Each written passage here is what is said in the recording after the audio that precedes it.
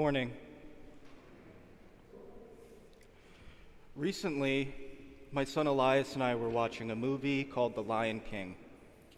And there's a scene in this movie where Simba goes to an elephant graveyard. And he has to be rescued by his father Mufasa from hyenas. And then after returning from the pride, Mufasa calls Simba to him so that they can have a little conversation. And as Simba is walking over, he puts his little paw into his father's big paw print. And it's at this moment he realizes that he thought of himself as bigger than he actually was, and that the shoes of his father were too big for him. At this moment, my son Elias got up and ran to the front door, and he grabbed a pair of my cowboy boots, and he proceeded to try and wear them. I kind of laughed at this, but then I started reflecting a little bit on what this means and how children will actively try to imitate their parents. They want to literally step inside your shoes and walk in your footsteps. Today, on the Feast of All Saints, each of us have the opportunity to become children again by discovering the big shoes of the saints, which we can try on and who we are called to emulate.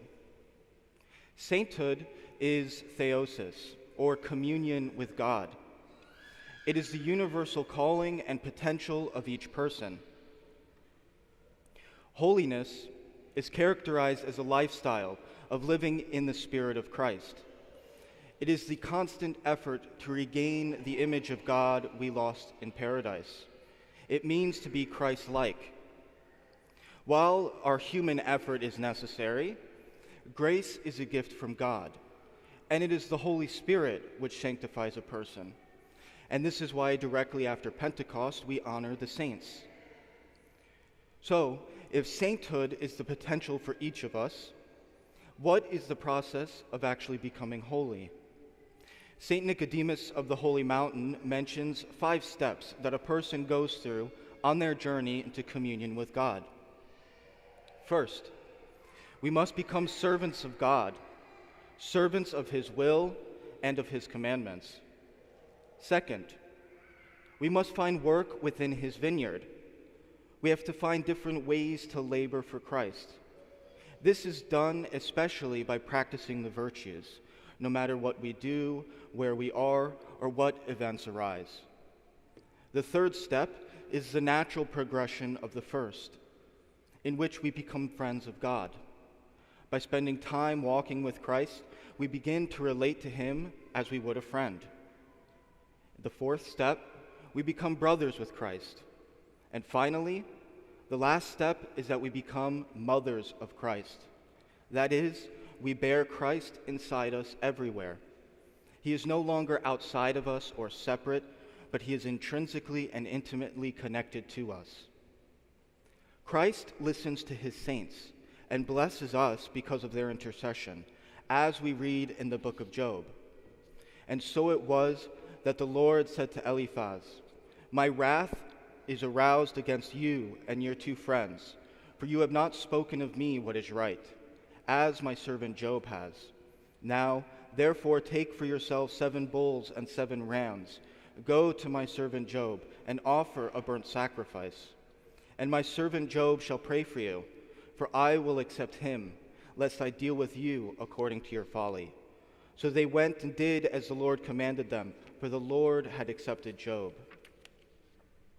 Saints are the realization of the resurrection of Christ, and a testament to the grace of the Holy Spirit.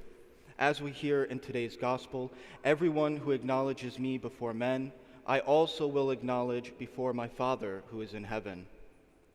We truly honor the saints by following their example on our journey towards Christ, recognizing that no matter your perspective or outlook, there are people who become holy going through the exact same things we are going through.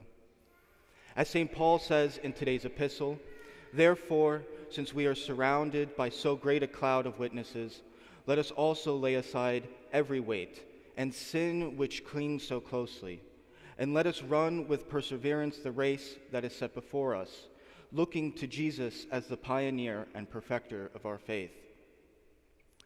So yes, we do have big shoes to fill, but what if we were to start small?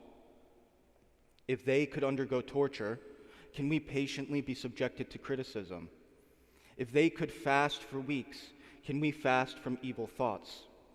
If they could accept utter poverty, can we be thankful for what we already have, or offer what extra we have to the poor or the church? If they could pray unceasingly, can we try not to injure others with our words?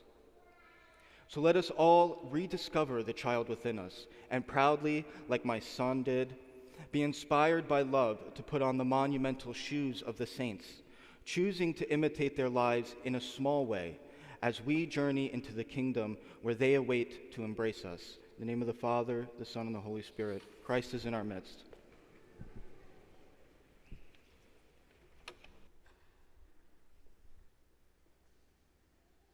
That ever guarded by your might, we may ascribe glory to you, to the Father, and to the Son, and to the Holy